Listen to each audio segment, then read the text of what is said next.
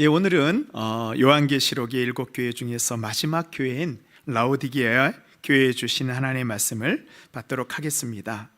이 라오디게아 교회가 왜 마지막 7번째로 소개되고 있을까요? 이것의 의미는요, 어쩌면 주님으로부터 가장 멀리 떨어져 있는 교회가 바로 이 라오디게아 교회가 아닌가, 또 그렇게 우리가 이것을 읽을 수 있습니다. 우리 7교회의 모습 한번 우리 PPT 통해서 다시 한번 확인해 보도록 하겠습니다. 예, 이 에베소, 우리가 서머나, 버가모, 두아디라, 사대, 어제 빌라델피아 교회까지 살펴봤고요. 이제 오늘 이 라오디게아 교회의 모습을 우리 함께 살펴보도록 하겠습니다. 이 7교회 중에서요, 칭찬만 받은 2교회가 있습니다. 어디 교회죠? 그렇죠. 이렇게 훌륭한 분들이 서머나와 빌라델피아 교회가 칭찬만 들었고요. 근데 이 7교회 중에서요, 또 책망만 들은 2교회가 있습니다. 어느 교회죠? 사대와 라오디게아 교회. 이 2가지 교회는요, 칭찬을 한마디도 듣지 못했습니다. 모두 다 경고와 책망만 들었습니다. 그래도 사대 교회에는요, 주님께서 말씀하실 때 네 옷을 더럽히지 않은 몇 명이 있다라고, 몇 명이 남아 있었다라고 그나마 말씀하셨는데요, 라오디게아 교회를 향해서 말씀하실 때에는 신앙을 지킨 사람에 대해서 한 사람도 언급하고 있지 않습니다. 그러니까 주님께서 라오디게아 교회를 보시니까요, 칭찬하실 것이 1도 없는 거예요. 하나도 없는 것입니다. 그럼 우리 라오디게아가 어떤 곳인지 한번 좀 살펴보도록 하겠습니다. 이 라오디게아에는요, 당시 소아시아에서 가장 부유하고 번창했던 도시 중에 하나입니다. 왜냐하면 이 소아시아의 수도가 에베소잖아요. 이 에베소 동쪽 내륙으로 이어지는 이 무역로를 통해서 이 남북으로, 여기서부터 에베소부터 이 라오디게아 겔에서 저쪽 안쪽으로 더 들어가고요, 위에서부터 내려오는 길 있잖아요. 거기에 바로 이 교차하는 곳에 라오디게아가 있었습니다. 또 라오디게아 옆에는요, 이 높은 산들이 있는 이 골로새라는 도시가 있었고요, 골로새서에 나오는 그 골로새요. 그 다음에 그 옆에는 뜨거운 온천지대, 그런데 이제 석회석이 많이 나와서 하얀 그런 온천지대인 히에라볼리가 위치하고 있습니다. 그 삼각점의 중앙에 이 라오디게아가 있습니다. 그래서 이 라오디게아는요, 로마 제국 하에서 이 금융과 상업의 중심지로 아주 부유한 도시였습니다. 어느 정도로 돈이 많았냐 하면요, 이쪽 지역이 지진이 잘 일어났잖아요. 그래서 빌라델피아 교회도 이 지진 때문에 싹 무너졌었잖아요. 이 라오디게아는 서기 60년의 대지진으로 이 라오디게아 도시 전체가 파괴되었어요. 그때 이 지진이 났을 때 빌라델피아는 황제의 지원으로 도시를 재건했는데, 이 라오디게아는 얘기하는 거예요. 우리는 로마의 도움, 황제의 도움이 없어도 우리들만 가진 거로도 충분히 도시를 재건할 수 있었다 라고 말하고, 실제로 그 무너졌던 모든 도시를 다 재건했습니다. 만큼 경제적으로 부유했고 아주 이 자부심이 큰 도시였습니다. 이번에 저희가 순례를 갔을 때 이 라오디게아의 그런 유적지를 봤는데요, 2000년 전에 세워졌던 이 도시들의 흔적이 지금도 얼마나 크고 화려한지 몰라요. 저거 외에도 이렇게 계속 고개를 돌리잖아요. 그러면 엄청난 이 로마의 그런 도시가 눈앞에 펼쳐져 있습니다. 또 이 라오디게아의 특산품은 뭐냐면 검은 양털로 만든 옷감이었습니다. 이 옷감은 로마 전역에서 최고급으로 팔렸습니다. 또 라오디게아는요, 의학이 발달한 도시였습니다. 왜냐하면 이 라오디게아 지역에 흐르는 그 강물이요, 좀 미지근한 물이었습니다. 이 미지근한 물에서 질병이 잘 생기고 안질이 많이 발생했거든요.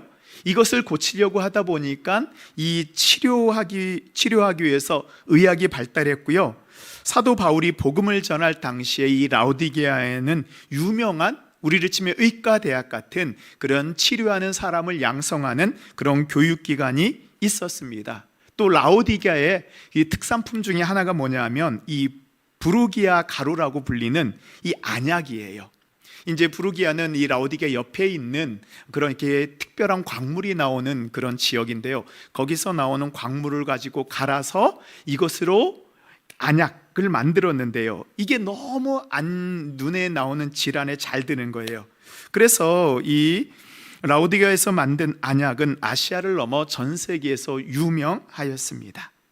이렇게 큰 도시였고 유명한 것이 많았습니다. 그래서 이 도시 안에는요, 제우스 신과 황제 숭배를 위한 신전들이 많이 존재했습니다. 저희도 가서 순리할 때 보니까요, 도시의 신전이 그 안에 존재했습니다.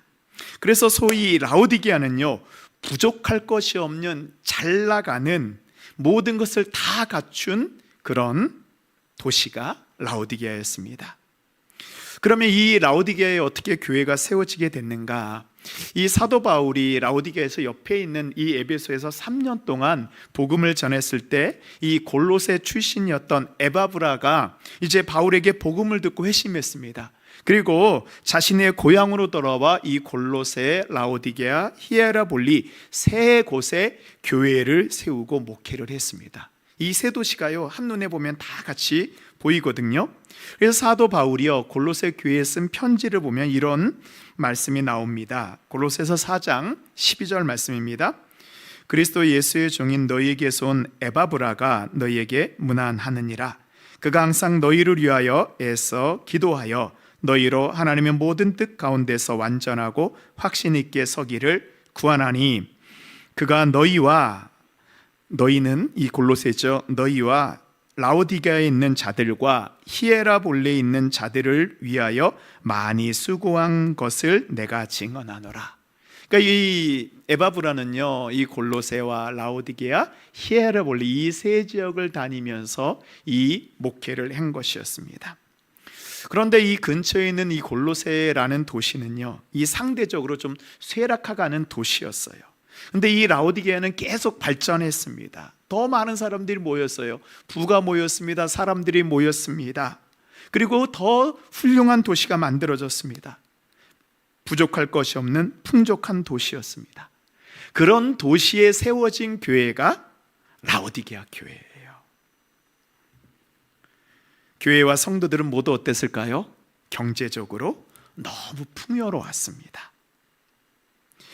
너무 풍요롭다 보니까요, 고난 중에도 신앙을 지켰던 서머나 교회는 달리 라오디게아 교회는요, 우리는 부족한 것이 없다라는 영적인 자만에 빠졌습니다.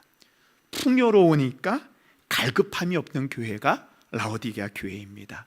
우리도 신앙생활할 때 그럴 때가 있잖아요. 내 한테 많은 것이 있으면요, 기도하지 않아요.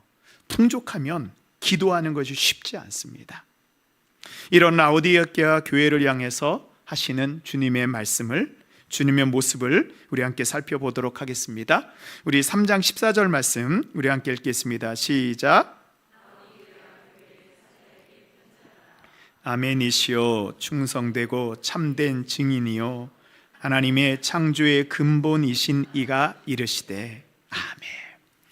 이 라오디게아 교회에 편지하시는 주님의 모습을 뭐라고 말씀하냐 하면 아멘이시오, 충성이요 참된 증인이다 라고 말씀하고 있어요. 주님의 모습을요, 아멘이라는 단어로 표현하는 곳은 성경에서 여기가 유일한 곳입니다. 보통 우리는 아멘이 어떤 뜻이에요? 아멘은 히브리어잖아요. 우리가 기도하고 마칠 때 고백하는 말이 아멘입니다. 하나님이 이 말이 그대로 이루어질 것을 믿습니다 라는 의미를 가진 단어가 아멘입니다. 이 아멘의 이 어원은 히브리어로 아만에서 왔습니다. 이 아만은요, 확실하다, 신실하다, 참되다라는 뜻이에요. 그래서 아멘이라고 고백하는 것은 이것은 변하지 않은 진리입니다, 신실합니다, 완전하기 때문에 꼭 이루어질 것을 내가 확신합니다 라는 그런 뜻입니다. 그래서 아멘 되시는 주님은 진리이고 충성이시고 참된 분이십니다. 진리이고 충성되고 참되신 주님이 라오디게아 교회에 말씀하시는데요, 라오디게아 교회의 모습은 정반대입니다. 주님으로부터 영적인 은혜를 공급받지 않고요, 세상으로부터 모든 것들을 공급받아 어느새 세상과 구별되지 않는 교회가 되어버렸습니다. 교회는 주님을 닮아야 하잖아요. 교회는 주님의 몸이잖아요. 그런데 이 라오디게아는요, 주님을 닮지 않고 오히려 세상을 더 많이 닮은 교회였습니다. 우리가 본문을 보면 이런 거짓 선지자나 거짓 유대인들이 나오잖아요. 자칭 유대인들, 자칭 선지자들. 그런데 이 라오디게아 교회에 대한 본문을 보면 핍박도 없습니다. 위협도 없습니다. 거짓 선지자에 대한 언급도 나오지 않아요. 어떻게 보면 완벽한 교회이고요, 모든 것이 잘 돌아가는 교회가 라오디게아 교회였습니다. 주님의 신실한 증인이 될 수 있는 요건을 다 갖추어 칭찬만 받아도 부족한 교회가 라오디게아인데요, 오늘 말씀해 보니까 이 교회는 주님 앞에 책망만 받았습니다. 어떤 책망을 받았는지 우리 15절 말씀 우리 함께 읽도록 하겠습니다. 시작. 내가 내 행위를 아노니 내가 차지도 아니하고 뜨겁지도 아니하도다. 내가 차든지 뜨겁든지 하기를 원하노라. 아멘. 라오디게아의 행위를, 우리 주님이 뭘 보신다 그랬어요? 그 믿음의 행위를 보신다 그랬잖아요. 불꽃 같은 눈으로 주님이 그 행위를 보시니까 이 미지근한 거예요. 뜨겁지도 않고 차지도 않은 것입니다. 근데 이 말씀은 라오디게아의 지리적 환경과 관련이 있어요. 라오디게아가 모든 것을 다 갖춘 도시였지만 가장 큰 결점이 하나 있었습니다. 도시 자체에 수원이 없었어요. 이 물이 솟아나는 큰 이 강이 있어야 되는데 그런 수원이 없었습니다. 도시가 발달하고 산업이 발달하기 위해서는 꼭 필요한 것이 물입니다. 그래서 이 로마는 어떻게 했냐면, 로마에 발달된 것이 이 물을 끌어오는 그런 수로잖아요. 그래서 로마의 유적지들을 가면 이 수도교가 다 있잖아요. 그래서 이 라오디게아는 어떻게 했냐면 물이 없어서 외부로부터 물을 끌어왔습니다. 먼저는 이 라오디게아의 동쪽에 보면 골로새라는 그런 고원지대가 있거든요. 저기 PPT 보시면은 빨간 그 화살표에 보면은 이렇게 하얀 눈이 쌓여 있죠. 예.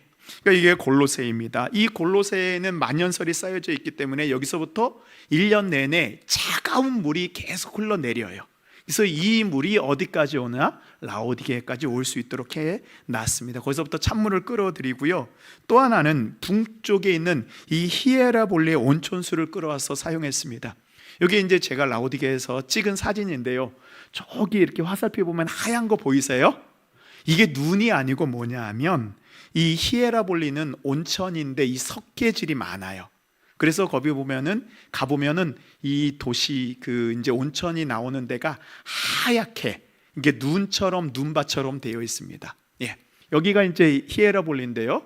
이제 지금 우리가 파무칼레라고 부르는, 그래서 여기서부터 이 뜨거운 온천수가 흘러나와서 어디까지? 아까 사진에서 봤던 그 라오디게아까지 쭉 수로교를 통해서 물이 오는 것입니다. 그런데 오는 동안에 이 히에라볼리의 뜨거운 온천수는 이 수로를 타고 오는 동안에 어떻게 되나요? 식어버립니다. 또 골로새에서 흘러나오는 시원한 냉수도 어떻게 해요? 오는 동안 미지근해지고 이제 라오디게아에서 딱 온천수와 냉수가 만나니까 어떻게 돼요?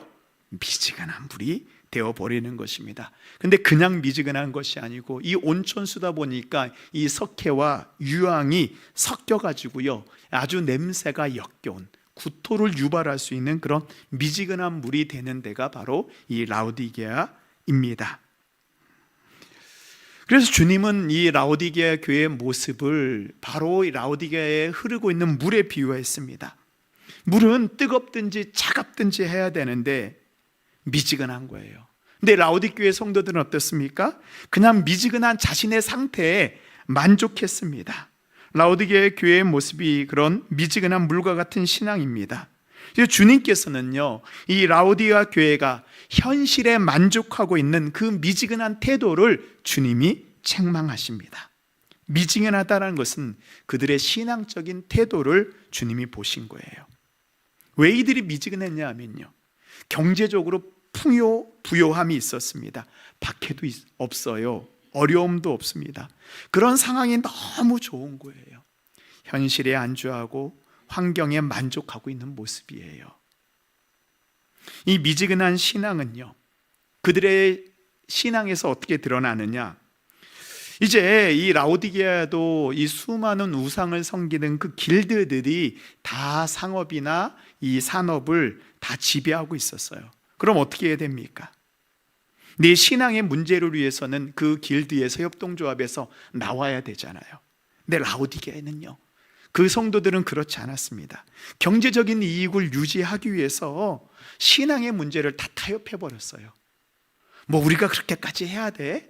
그냥 이것도 좋고 저것도 좋고, 좀 차가우면 어떻고 좀 미지근하면 어떻고, 그냥 그렇게 사는 거예요. 그들이 누리는 풍요함을 위해서 신앙을 타협하였습니다. 또한 이 라오디게아 교회는요, 주님을 끝까지 따르기 위해서 황제 숭배를 거부하는 순교의 모습도 없었습니다. 보통 이렇게 일곱 교회에 대한 말씀을 보면 순교의 모습, 순교에 대한 그런 말씀들이 나와요. 우리가 이번에 살펴보지는 않았지만, 순교한 사람이 일곱 교회 이름에도 나오거든요. 근데 라오디게아 교회는요, 순교라는 이름이 등장하지 않습니다. 즉, 믿음을 결단해야 될 때 결단하지도 않고 계속해서 이도 저도 아닌 그냥 미지근한 믿음을 유지하고 있었어요. 그러니까 이 라오디게아에서는요, 교회가 그렇게 박해를 당했다라는 그런 말씀도 나오지 않습니다. 그러나 미지근하다라는 것은 주님의 교회를 위해서 전혀 유익하지 않는 것입니다. 샘 솟는 샘물과 같이 그 주님의 참된 말씀, 그 냉수처럼 우리의 정신을 바짝 들게 하는, 우리를 깨어나게 하는 그 말씀을 제대로 따르지도 않았습니다.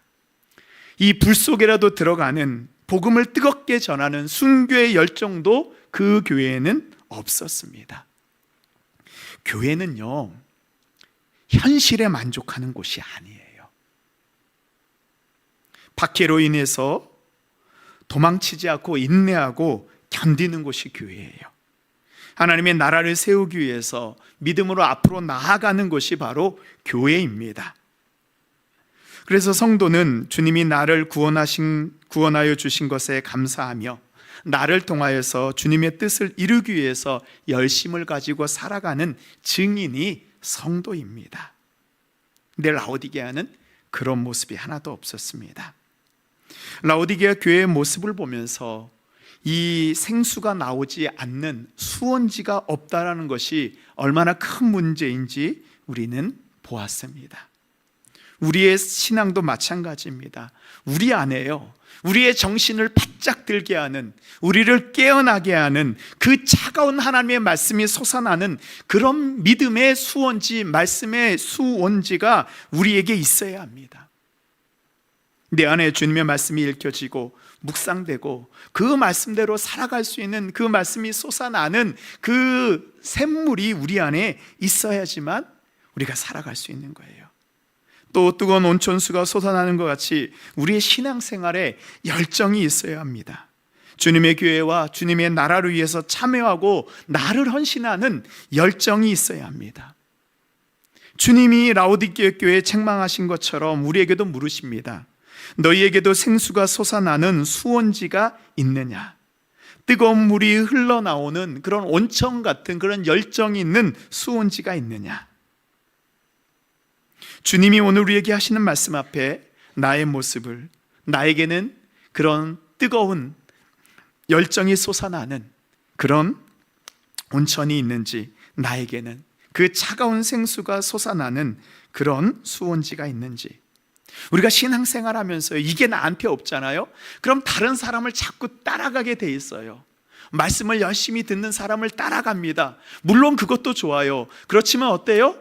내가 직접 받은 말씀이 아니니까 미지근한 말이 되는 거예요. 그 말이 좋기는 하지만 나를 변화시키지 못하는 거예요. 왜 우리가 변화되지 않는 이유가 여기에 있는 거예요. 내가 직접 차가운 말씀, 나의 정신을 바짝 들게 하는 말씀이 있으면 우리가 깨어나게 돼요. 그러나 다른 사람한테 어떻게 보면은 받은 말씀은 나를 변화시키지 못합니다. 다른 사람이 아무리 열정이 있어도 내가 그 열정을 따라가면은 나도 미지근해지기는 하지만 그 사람처럼 뜨거운 마음이 없습니다. 정작 헌신하고 정작 결단해야 될 때 뒤로 한 발 물러서게 되는 것입니다. 이렇게 미지근한 교회, 미지근한 성도에 대해서 주님이 경고를 하십니다. 우리 16절 말씀입니다. 우리 함께 읽겠습니다. 내가 이같이 미지근하여 뜨겁지도 아니하고 차지도 아니하니 내 입에서 너를 토하여 버리리라. 아멘. 주님께서는 그런 교회를, 그런 성도를 내 입에서 뱉어버리겠다. 이 표현이 좀 모아지면요, 뱉어버린다는 이 단어에는 구역질이 난다라는 그런 의미가 포함되어 있는 거예요. 주님이 도저히 받아들일 수 없어서 뱉어버릴 수밖에 없는 그런 모습입니다. 열심을 내지 않으면 토해버리겠다라고 주님 경고하십니다. 토해버린다라는 것은요, 주님이 관계를 끊어버린다라는 그런 의미입니다. 주님 관계가 끊어지면 어떻게 돼요? 생명이 없는 죽은 교회가 되고 죽은 성도가 되는 것입니다. 이 라오디게 교회가요, 미지근하니까요, 사탄도 이 교회를 건드리질 않아요. 사탄이 아무런 위협도 느끼지 못하는 죽은 교회입니다. 우리가 신앙생활하면서 고난도 있고 어려움이 있는 것은요, 사탄이 우리를 공격하는 거거든요. 근데 미지근한 신앙은요, 그런 것조차 사탄이 공격하지 않습니다. 차지도 덥지도 않은 교회와 성도. 그래서 이 라오디게아 교회는요, 당시에 이 소아시아 7교회에 있는 모든 교회들의 문제의 결정판이에요. 가장 좋은 환경과 상황 속에 있음에도 불구하고 가장 나쁜 문제들이 다 모여 있는 데가 바로 이 교회입니다. 교회가 세상과 구별되지 않으면, 성도가 세상과 구별되지 않으면 어떻게 되는지를 보여주는 교회가 이 교회입니다. 그래서요, 아마 이 교회를 개척했던 에바브라도요, 이런 교회의 모습을 알았던 것 같아요. 그래서 골로새서에 보면 에바브라가 이렇게 간절히 교회를 위해서 기도하고 있습니다. 골로새서 4장 12절 말씀입니다. 우리 함께 읽겠습니다. 시작. 그가 항상 너희를 위하여 애써 기도하여 너희로 완전하고 확신 있게 서 있기를 구하나니. 아멘. 완전하고는 뭐예요? 진리를 붙잡는 모습이에요. 확신 있게는 뭐예요? 바로 열정을 가지고 흔들리지 않은 모습입니다. 미지근한 신앙이 아니고 완전하고 확신 있게 서 있는 믿음을 위해서 이 교회를 개척하고 목회했던 에바브라도 기도했습니다. 왜 그러면 주님이 미지근한 교회와 미지근한 성도를 책망했을까요? 이 라오디게아 교회가 제일 하기 어려운 게 뭔지 아세요? 바로 회개입니다. 주님이 이 교회를 책망하는 이유는요, 이 교회가 단순히 부유했기 때문에 책망하신 게 아니에요. 무엇을 잘못해서가 아닙니다. 미지근하면요, 회개하기에 제일 힘들기 때문이에요. 그래서 주님이 라오디게아 교회를 더 세게 책망하신 것입니다. 미지근하면요, 내가 죄를 지었는지도 잘 모릅니다. 차가우면 깨달아서 알고요, 뜨거우면 내가 깨달을 수 있는데 미지근하니까 내가 죄를 지었는지 안 지었는지 깨닫지를 못하는 것입니다. 회개하지 않는 것처럼 영적으로 위험 신호가 없어요. 우리가 신앙생활 하시면서도요, 내가 회개를 하지 않는다, 이거는 영적인 위험 신호예요.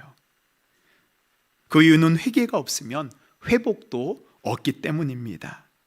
왜 신앙생활 하는데 회복되지 않고, 왜 신앙생활 하는데 은혜 받지 못하는 줄 아세요?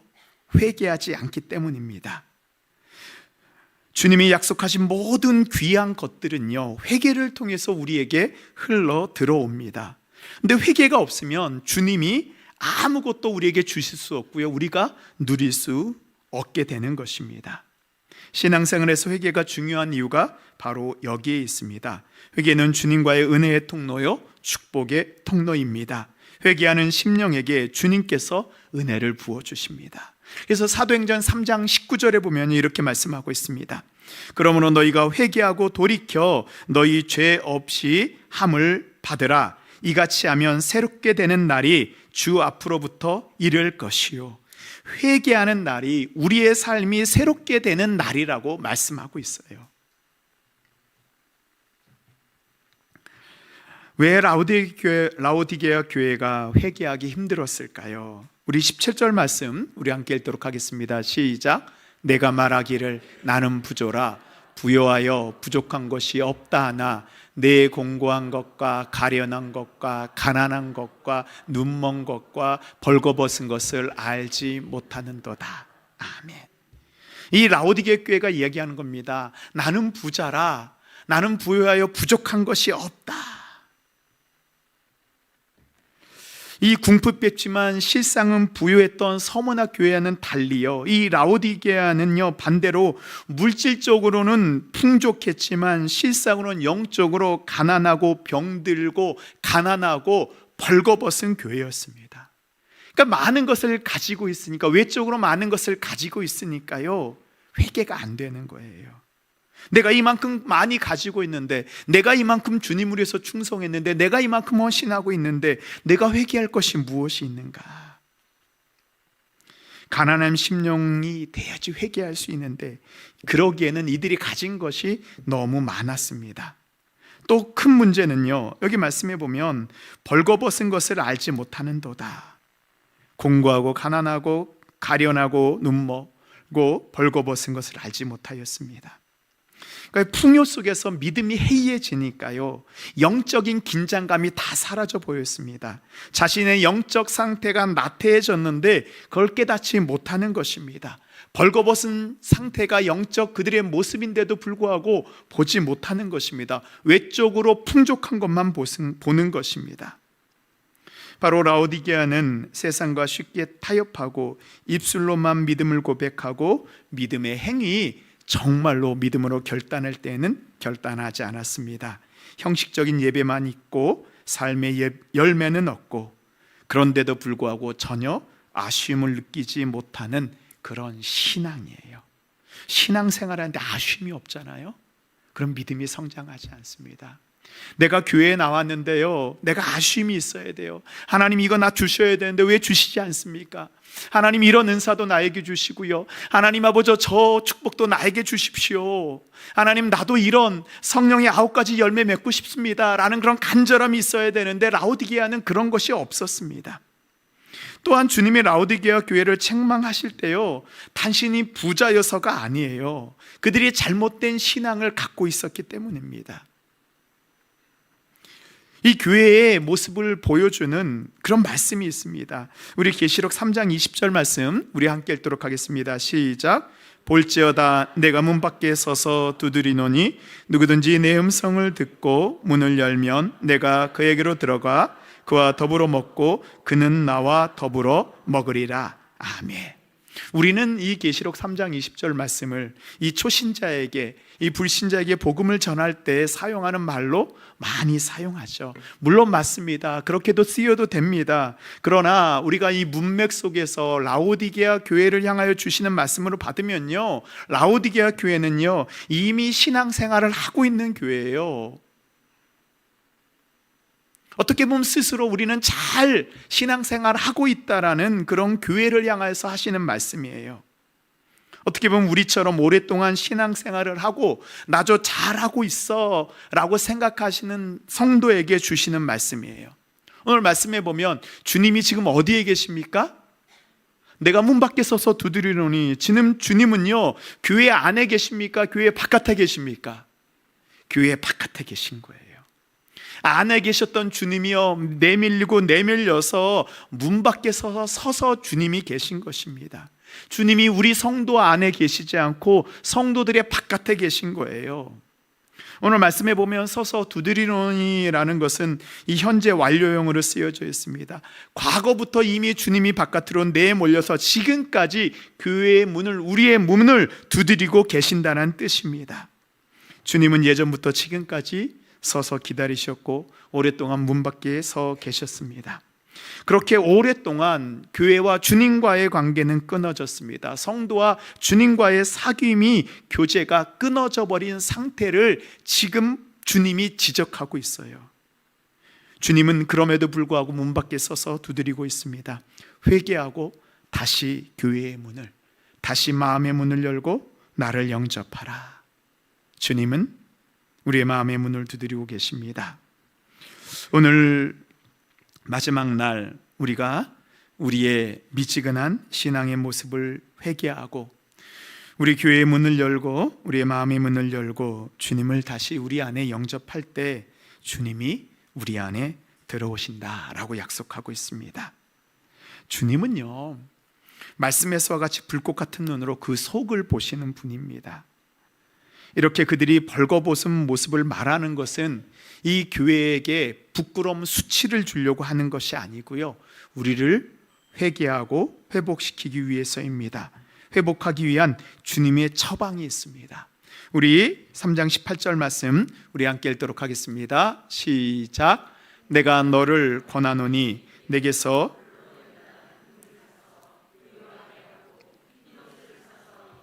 벌거벗은 수치를 보이지 않게 하고 안약을 사서 눈에 발라 보게 하라. 아멘. 우리가 이것을 보면서 우리는 잘 마음에 와닿지 않지만 라오디게의 성도는요, 이 말씀을 보면서 바로 깨닫게 돼요. 왜냐하면 라오디게 교회는 이 금융의 중심이었거든요. 당시에 이 모든 화폐는요, 금이 기준이었습니다.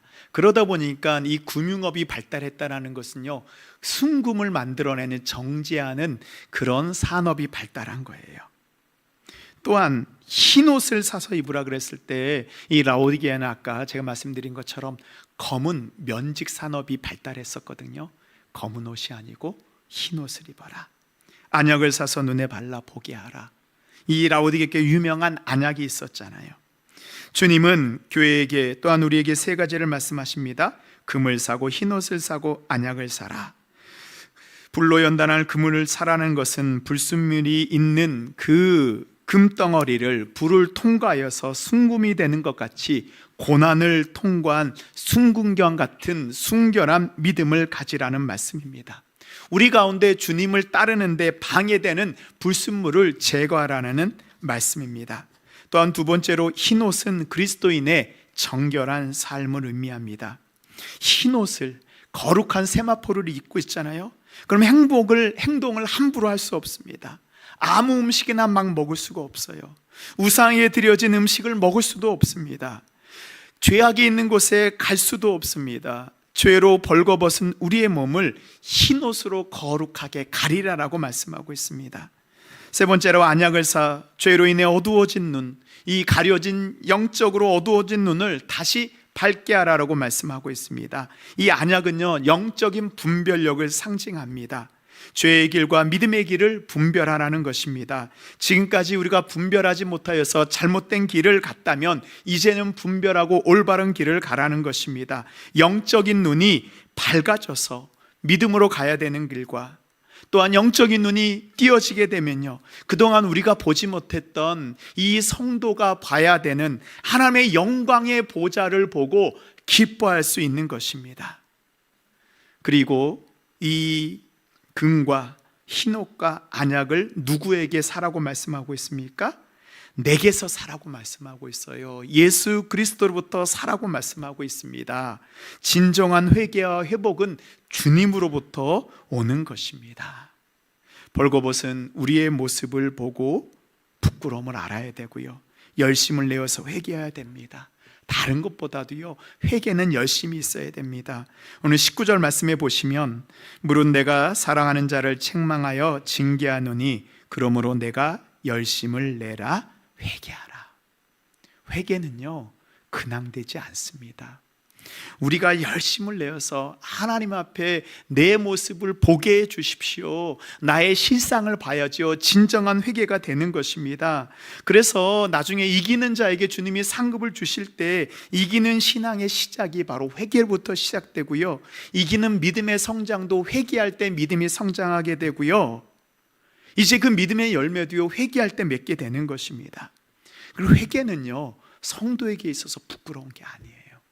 가끔씩 우리가 회개 기도하면 내가 부끄러운 것처럼, 나의 벌거벗은 모습이 드러나는 것처럼 우리가 그런 부끄러움을 느끼기도 하지만 아닙니다. 회개할 때요, 우리 안에 불순물들이 빠져나가서 거룩한 정금이 되는 거고요, 회개할 때 우리 벌거벗은 모습을 주님이 흰 옷으로 입혀주시는 거고요, 회개할 때 우리의 어두웠던 눈이, 어두웠던 영의 눈이 이제는 밝아져서요, 하나님 나라를 볼 수 있게 되는 거예요. 이게 바로 회개의 능력입니다. 그래서 회개는 열심을 내는 거예요. 회개할 때 부끄러워할 필요가 없습니다. 하나님 우리를 거룩하게, 하나님 우리를 거룩한 옷으로 입혀주시고 우리의 영의 눈을 열어주게 해주시는 순간입니다. 회개하는 자에게 이제 주님이 마지막으로 약속하십니다.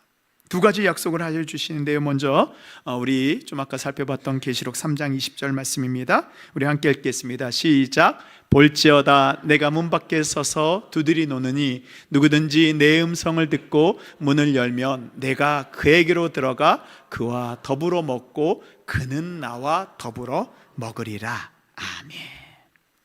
그러니까 라오디게아는요, 주님보다 세상을 더 사랑해서 세상의 것으로 자신을 채우며 살았습니다. 그러나 이제는 회개하여서 믿음의 눈을 열어서 보니까요, 문 밖에 계신 주님을 이제 안으로 영접할 수 있는 것입니다. 주님이 우리 안으로 들어오시면, 교회 안으로 들어오시면요, 이제 주님과 깨어졌던 관계가 다시 회복되게 되는 것이에요. 주님의 거룩한 만찬에 우리가 참여하게 되는 것입니다. 그는 나와 더불어 먹으리라는 것은요, 주님이 마지막 유월절 만찬을 상징하는 거예요. 주님이 그 유월절 만찬을 하면서 말씀하셨잖아요. 이것은 내 몸이다, 받아 먹으라. 이것은 내 피다, 너희를 거룩해 하는 죄사함의 피다라고 말씀하셨잖아요. 그 주님의 만찬에 참여하는 그 은혜를 누리게 되는 것입니다. 이제 주님이 우리 안에 거하시어서 주님과 함께 삶을 살아가는 은혜를 누리게 됩니다.